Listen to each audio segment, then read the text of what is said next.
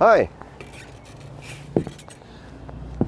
I'm going to tell you a story about how a guy with some knowledge and a little talent managed to tear off and replace the entire roof of his motorhome. This is a 1997 Gulfstream Sun Voyager. It's actually a bit of a morphodite because it was bought brand new in '98 as a custom job. So this is a 1998 box, the house part, on a 1997 chassis, the frame and the axles, transmission, motor, everything. And I believe that this house part, the box part, is actually a diesel pusher model. I don't think this was available in the gas. This particular motorhome has a gas engine up front. It's a Ford 460 V8. And for those of you unfamiliar with RV terminology, a diesel pusher is a motorhome with a diesel engine in the back, hence pusher. I bought this from the second owner in late 2013. At that point, Grace and I had been talking for almost 2 years. We were planning my trip to the Philippines to visit her, to meet her for the first time. We were talking marriage, talking wedding plans, and I asked her, I said, what do you think of the idea of living full-time in a motorhome, traveling around the country and visiting different parts of the United States and making a living online, doing videos and blogs and things online? And she said, I think that would be cool, fun, and exciting. And I said, you're my kind of woman.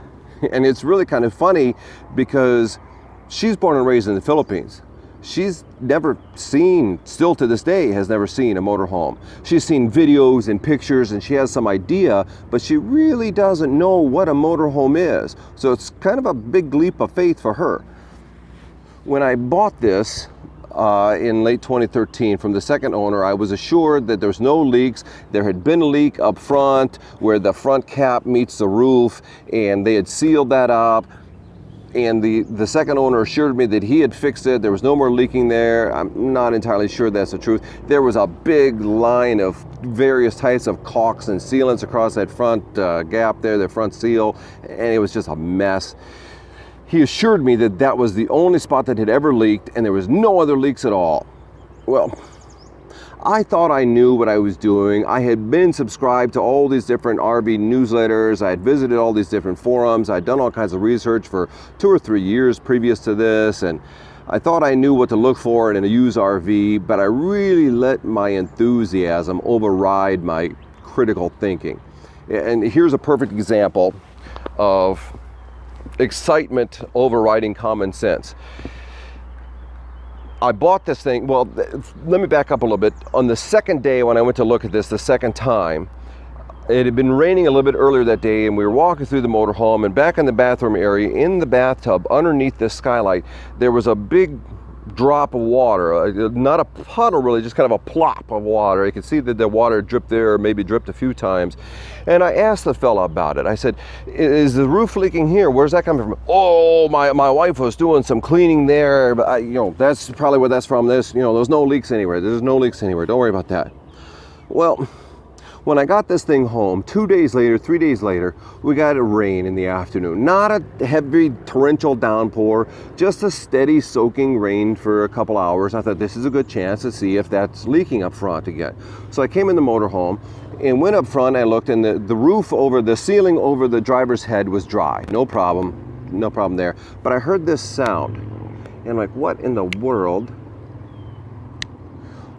This real slow, and that's dripping water somewhere. So I followed the sound back and went in the bathroom, and sure enough, right here from the skylight was a water dripping. Now, you can't tell me that that just suddenly happened in the 2 days that I had at home. And you can't tell me that the previous owner didn't know it. And the wall slide was leaking also, and the inside wall was all rotten. I had to replace a bunch of that a year or two ago, discovered that. I'm sure and certain that the fella I bought it from was lying through his teeth, but I couldn't prove it in court, so what are you going to do? So I did some research, did some checking, pulled back the rubber, took off the inside cover of the skylight, and did some checking. And you'll see in the videos, this was a mess around the skylight. It was a big mess up there where it had been leaking over the driver's head. It was leaking down the side here as well. The whole thing had to be replaced. So I tore it all off, all the way down to the frame, and replaced the entire roof. I decided to go with the liquid EPDM rubber roof for a number of different reasons. Number one, I like the idea that it flowed into everything, into all the seams and cracks, and everything is sealed up solid and tight. I like that it stayed white. It's kind of a dingy white now. It really needs to be cleaned.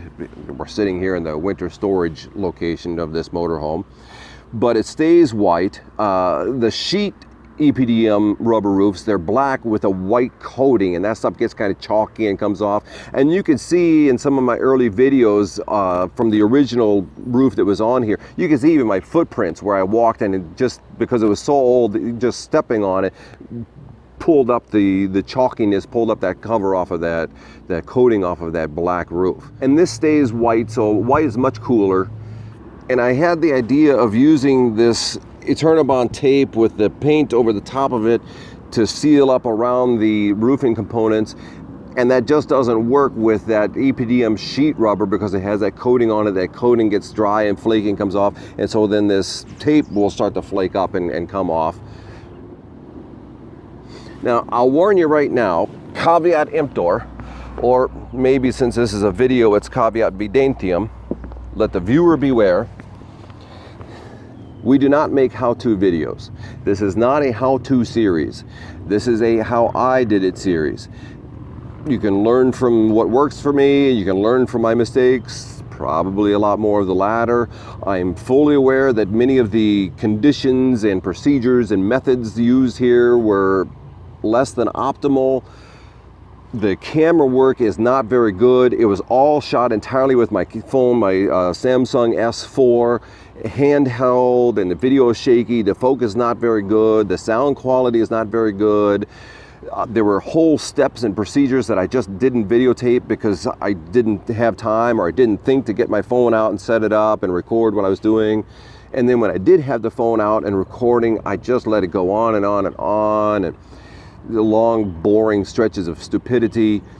I edited this all down, all these different videos, into about a 22 video series in 2014.